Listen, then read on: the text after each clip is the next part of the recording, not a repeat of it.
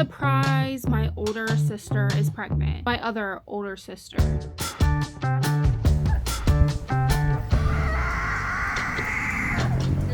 Why do I do this to myself? This is not my shadow work journal. You could be having the best day and your child will ruin it. No, you didn't. Mind your business. It was like a murder mystery, but with babies. So What? wait, maybe.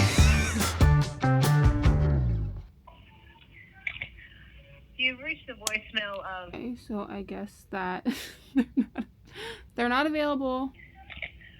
You've reached the voicemail of... I guess that's a no. It looks like they are calling. Hello? Good afternoon. This is Marie. I'm calling from a doctor's office for patients. Yes. Hi, I'm calling to give you the gender of the baby. Okay, perfect. Yeah. Okay, I'm ready. So it's a Okay, perfect. Thank you so much. no problem. Have a good day. You too. Bye. Okay, so I do want to explain my reaction here. Some may say it wasn't as extravagant or as shocking, and I could understand the confusion. Truthfully, as I watched it back, I was like, ooh, that wasn't really the best reaction. It's definitely not Hollywood worthy, but I definitely have a pretty big reasoning or excuse as to why my reaction was that way. Going back to when I kept my other sister's baby a secret, or the gender of that baby a secret, no one knew I was the gender reveal keeper. So that made it a lot easier to keep the secret. It honestly felt like a cool little like CIA moment. Nobody knew I knew, but I knew I knew. And that's why I had so much fun keeping that gender a secret, because I would constantly ask people what they thought the gender was and nobody really thought that I knew. Like, it was like a murder mystery but with babies. So What? wait, maybe...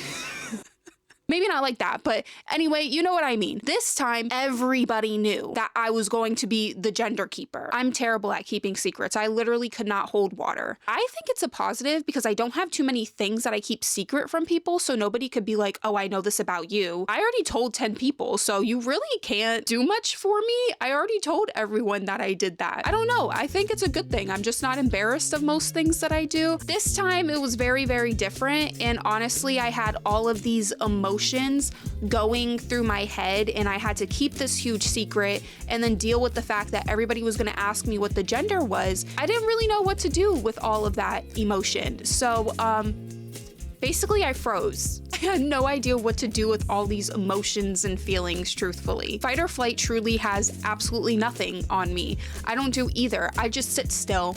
I don't know what to do. If I'm in a room and I randomly get quiet and I don't say anything and I'm just looking into space, just know that is not a good sign. And that's basically what happened here. I really didn't have that much time to actually feel these emotions. I was basically forced out of my fear-driven disassociation by a call from my sister. And when I answered it, I really didn't expect what I got, truthfully. Oh. Well, my baby's healthy. You're sitting here crying and bitching over having a healthy child. Who would have No, thought? I'm not crying and bitching over a healthy child. I'm crying because I'm upset because I didn't want, if that's what it was, I didn't want to find out that way, and that's not fair. Like, they took that from me, you know what I'm saying? Because you're just being fucking dramatic. At least record yourself. I did record myself, Sarah. Did? Yes, you asked me to. Oh, okay. Let me watch it. At least I know. Oh.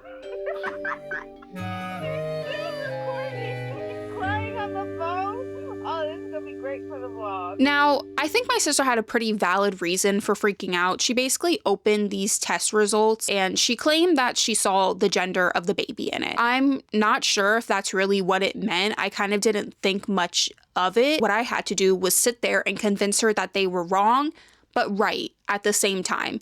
It was pretty much a lose-lose situation. I didn't want to tell her what the gender of her baby was. I didn't want to tell her if what she saw on the blood work was correct, and I couldn't tell her if it was wrong either. It was just a very uncomfortable situation for me.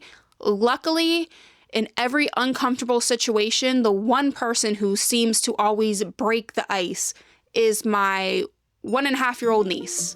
She thinks this shit is the funniest thing. It is because you're being... Oh shit. I appreciate you.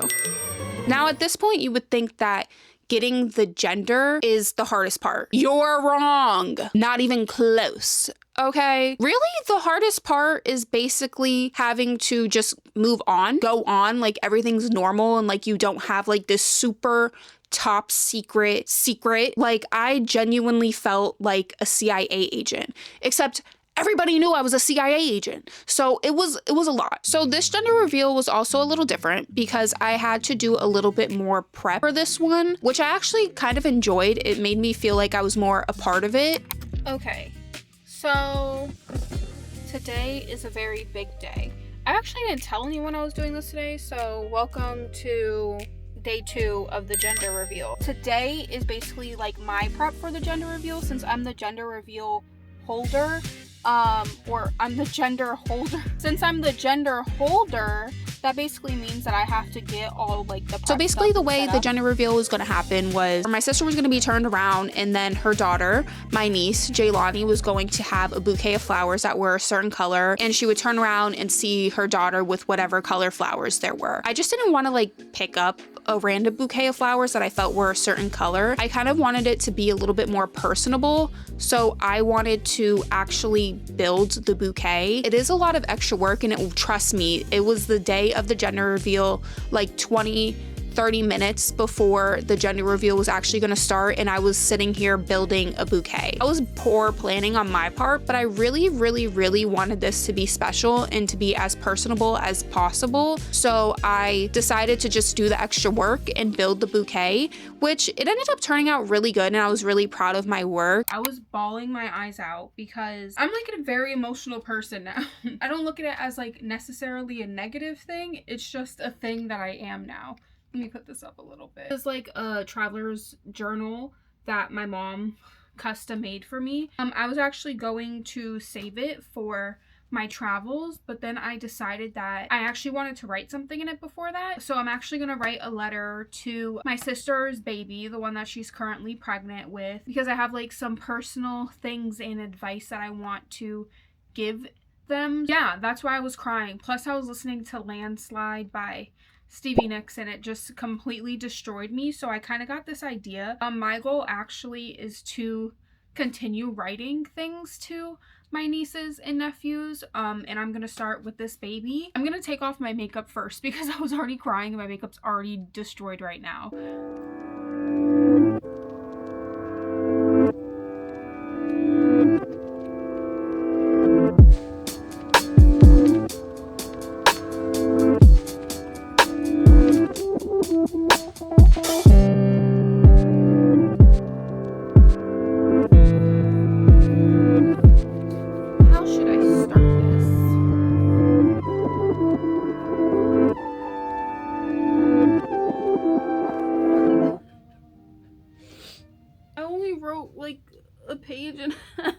This is gonna be so much harder. I don't want this letter to be like something where I'm like just trauma dumping. Girl, this is not my shadow work journal. Hey queens.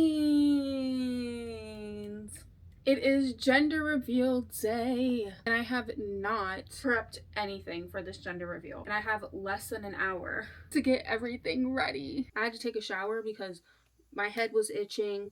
I had to wash my hair. I had to do the full shave. I had to do a full body shower. But can I get a round of applause for the fact that I finished a full body shower in 15 minutes? Thank you. Thank you. Yes. Do my hair and makeup, put my nice little fit on, and then start on the bouquet. I also have to make sure all my camera equipment is ready. I'm right now charging my backup batteries, and then I have to mess with the settings a little bit on my camera. So I have a lot to do. And I have 30 minutes to do it. Ugh, why do I do this to myself? Okay, I literally have like, I don't even have my phone because when I look at it, I get stressed out. But if you see this stain, no you didn't. Mind your business. I had an oil stain on my shirt. But I'm done getting ready. Now it's time to do the bouquet, which is something I probably should have done last night, but I was like very paranoid that the flowers were going to die. So look at the flowers. Girl, these are a lot. Ugh.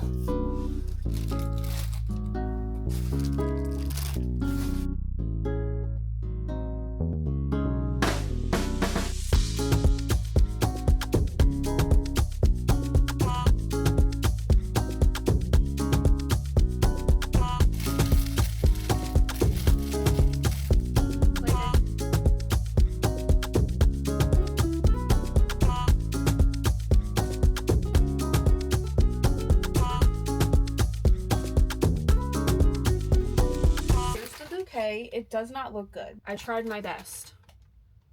But you could definitely see the gender, all that stuff with this, so we'll just take it.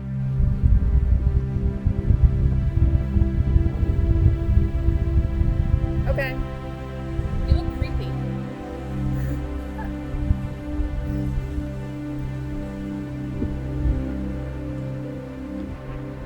Okay. Do you see? Kind of. Alright, wave again. Now I see. Good job. Okay. Is this where we're standing? Yeah. Yeah. Can you see the camera? We're going that way.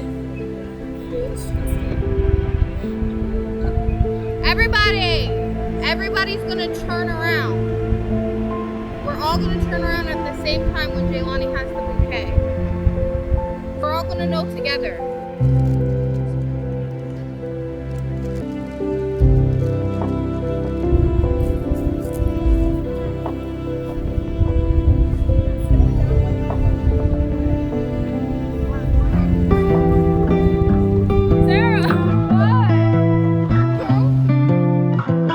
Sister, wait for me.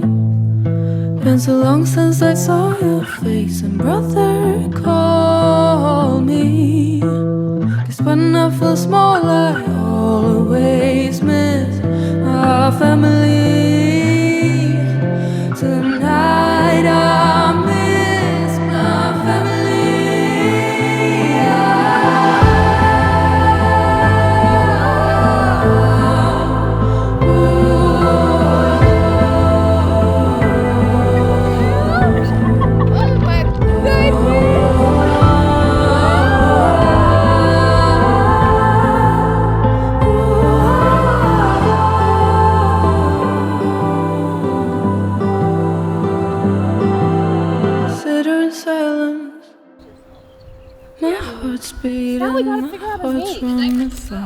I personally like Alexis. My sister is now officially a mother of 3 baby girls, and my niece is like one of the greatest blessings in her life, in my life, in everybody's life, and it's very exciting that we're gonna get another baby girl. Bloodline doesn't really like boys, and I kind of get it. Have you met a boy? It's like, oh, it's not really the best experience, okay? I was actually talking to my sister about this experience of basically being the gender keeper, and I was telling her how I felt like this experience was very emotional for me. I didn't want to admit to her why I felt so emotional about it, but I think the reason why I felt so emotional was the fact that she's basically like me, the 3rd baby girl. So I think it's like the 3rd baby girl syndrome, where I was just like so emotional about it. And I know my sister wanted a boy, but like as the 3rd baby girl, it's like such an emotionally good and bad experience. So I was like, oh, I'm so excited for my sister, because like I know what it's like to be the 3rd baby girl, and it's not really as terrible as people make it seem. I actually genuinely loved it. And truthfully, as a 3rd baby girl, I am my mother's favorite. My mom will not lie. Jaylani, she's my best friend. Her 3rd daughter, you know, that could be her best friend. So I kind of was like a little emotional about it, and I ended up writing a letter. I felt like this weird feeling of like I need to write down how I feel in these emotions. So that's exactly what I did. Let me get the letter actually. Oh. Let's read it. To baby girl number 3. 3 in our family means something a little different. It represents love and luck. That could bring a lot of pressure. Trust me.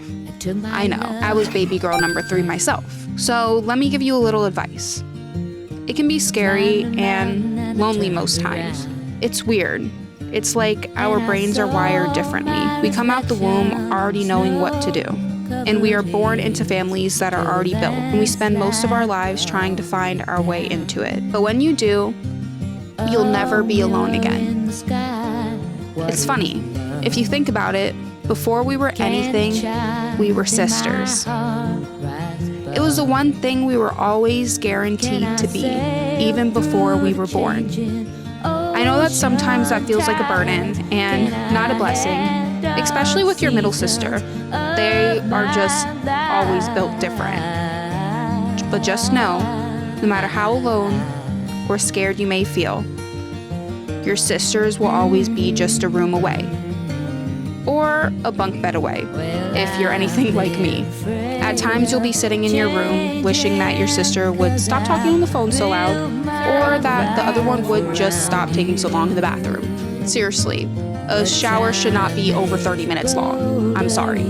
You'll dream of the day you'll finally be on your own. But I promise you, these days will be the best days of your life. And then one day, you'll look up and your room has one bed instead of the bunk bed that you would always fight over. And you'll step into the bathroom and the floor is dry and the water isn't cold anymore.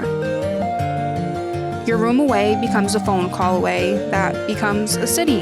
And the next thing you know, you start dreaming of the life you used to have with your sisters. You'd give anything to fight over the top bunk or to even go in your closet and find your favorite shirt missing. The pains of sisterhood become the things that you dream of. So my advice to you is buckle up and savor every part of this crazy ride that we call sisterhood. Because as baby girl number 3, it was the best thing that ever happened to me. I think we're good. Ugh.